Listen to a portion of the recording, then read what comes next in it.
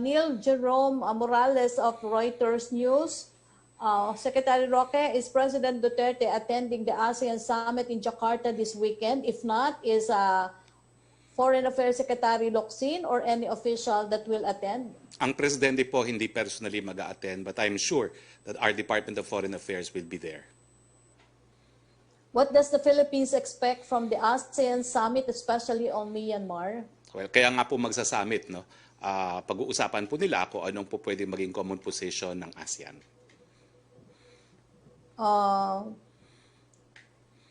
Yung question po ng Daily Tribune News Desk ay kung kailan daw po ifa-finalize ng quarantine and testing protocols for OFWs.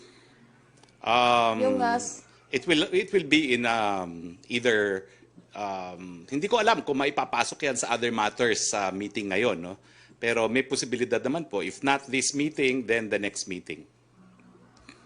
Second question po niya, there is an emerging theory that the variants of concern may prolong infectious period. Is the IATF keen on extending quarantine period for more than 14 days rather than shortening it? Wala naman po akong nakikita pang official declaration ng WHO na mas mahaba yung infectious period ng mga new variants, no? I think meron nga po tayong DOH guidelines na lahat po ng nagkasakit ng COVID-19 after 14 days of isolation is deemed recovered, no, and may be reintegrated. At hindi nga po recommended ang testing after the 14-day period kasi very sensitive ang mga PCR test natin and they will test them possibly as positive. Although, kung kukunin nyo yung tinatawag na city values, talagang hindi na po sila infectious, no?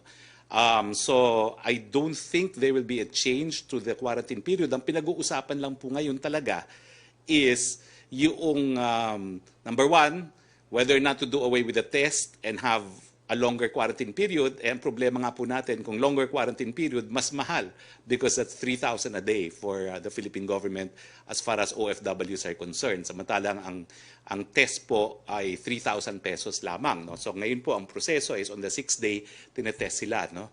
At so sa ngayon po, ang mga doktor kagabi, no, ay nagsabi na wala silang nakikitang dahilan para baguhin yung ating existing protocols, bagamat yun nga po, no, it's an issue of economics. Pero kampante po ako, kung kinakailangan talagang ipagpatuloy ang proseso, hahanap at hahanap ng pondo para sa OWA. Secretary, clarification lang, why is the President skipping ASEAN Summit?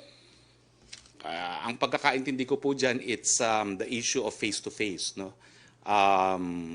Marami rin pong, I think na, yung issue lang po talaga is, could it be face-to-face or could it be virtual? Marami rin pong mga hindi makakarating na heads of states from ASEAN, personally.